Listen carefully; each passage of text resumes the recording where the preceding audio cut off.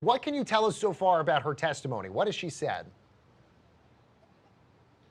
Baker and Brad, it's been shocking and human on a number of levels. The alleged victim testifying she grew up in a religious background in Washington State, left after a troubled childhood to chase her Hollywood dreams. She was struggling in the industry, living in her car at one point until she came upon Weinstein and thought it was a sign from God that she needed to continue plugging along. She says she entered into a sexual, consensual secret relationship with Weinstein in Los Angeles before moving to New York, where she says just as she was about to break up with Weinstein, he raped her in that hotel room. She says she continued with that relationship, continued with an intimate relationship with Weinstein, listing a number of reasons why, out of fear that Weinstein would end her career in the industry, out of fear that she says Weinstein would go after her family. She says Weinstein at one point threatened to harm her father because the alleged victim says that she was struggling with her own relationship with her father, thinking Weinstein was actually trying to do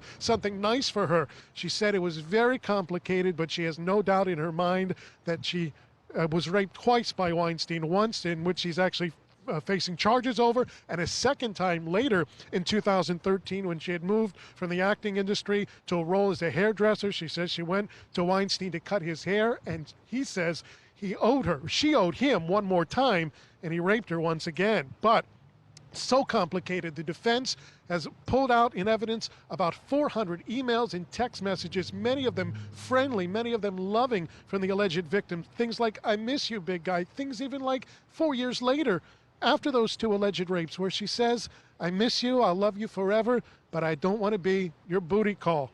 Very, very shocking testimony on both sides of the bench today from the prosecution and the defense. This trial gets more complicated by the day. And tell us a little bit more about that, Mike, and what does Weinstein's defense team plan to argue here?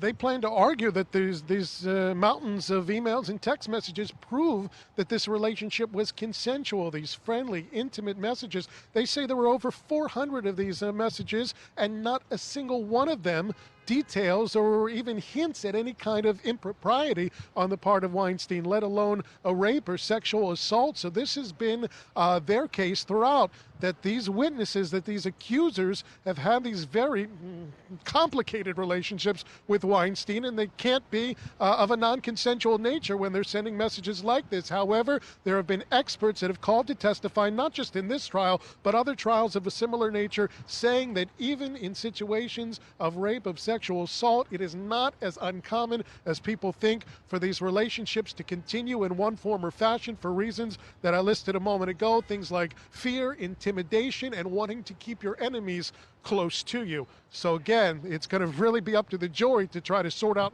not just the evidence, but the psychology behind all of this.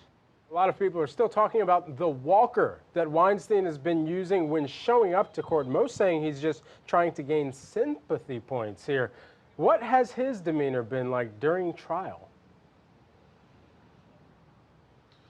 Weinstein was actually shaken up a bit during jury selection when the judge threatened to revoke his bail because he just wouldn't stop using his phone in the courtroom against court rules. He's since put that phone aside and has really been stoic, hasn't really had much of a visible demeanor throughout the trial from that point forward. He's been laying low, but next week, after the prosecution rests their case, and that should be on Monday, it's going to be up to the defense as to whether to put Weinstein on the stand. They're waiting really to see today what impact the testimony of this alleged victim has, of trying to read the faces of the jury, trying to put it all together, and trying to calculate the risk of putting Weinstein up on the stand and have him cross-examine, and whether it's all worth it in the end. But the prosecution has made a point with Weinstein going into the courtroom every day with this walker that he says is as a result of necessary back surgery after a car accident.